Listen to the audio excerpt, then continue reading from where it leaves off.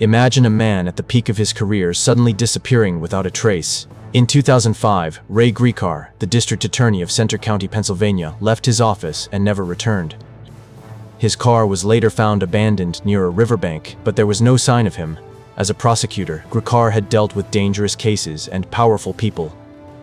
That raised immediate suspicions. Was it revenge, corruption, or something darker? Police searched the river, fields, and towns, but no body was ever discovered.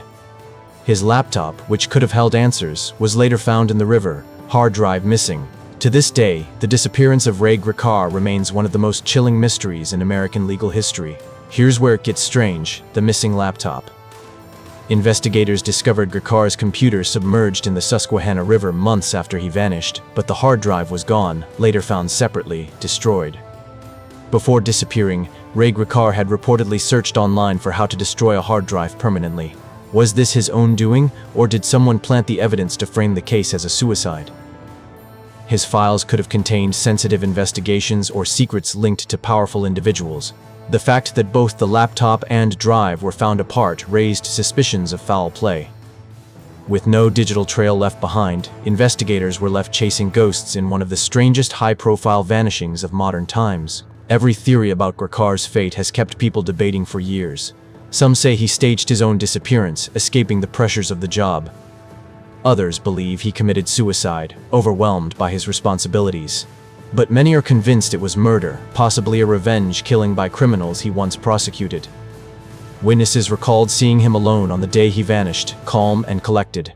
His bank accounts were untouched, his credit cards unused, and no farewell notes were found. If it were suicide, why go to such lengths with the laptop? If it was an escape, why leave everything behind? And if it was murder, who had the power to make Ray Gricar vanish completely? Nearly 2 decades later, the Ray Gricar case still refuses to fade. Investigators, journalists, and even true crime enthusiasts continue to search for answers. His family believes the truth is out there, hidden behind layers of silence. To this day, no body, no weapon, no motive has ever been confirmed.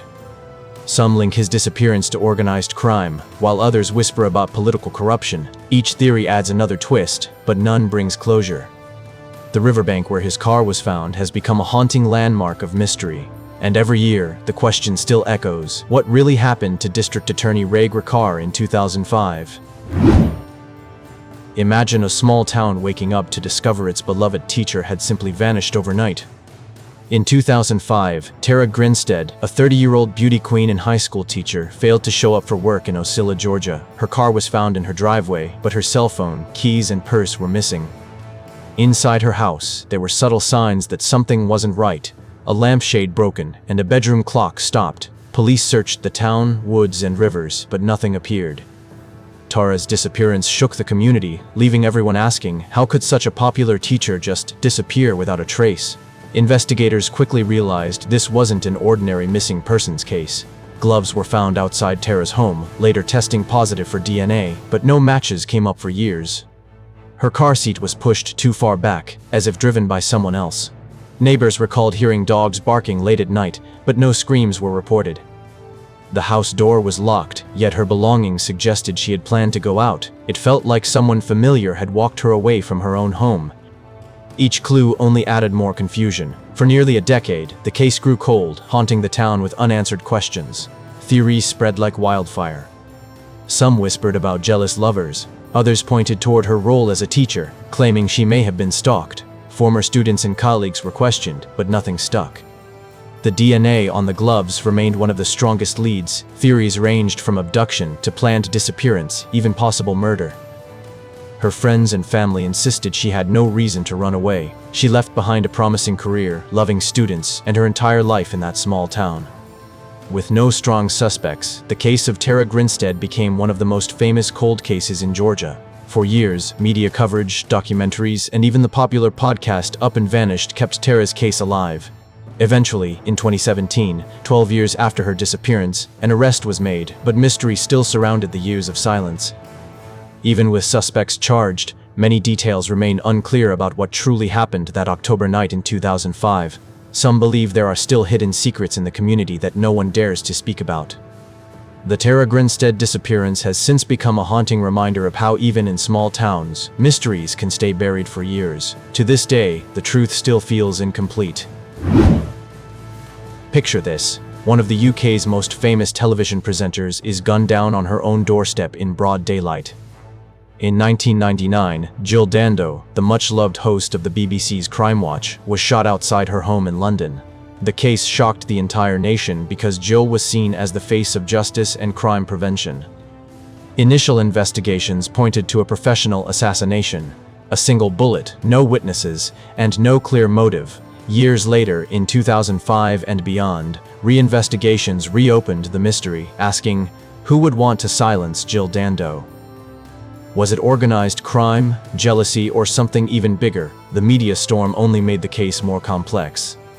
To this day, her death remains a national wound in Britain. Police arrested Barry George, a local man with a troubled past, and in 2001 he was convicted of Jill's murder.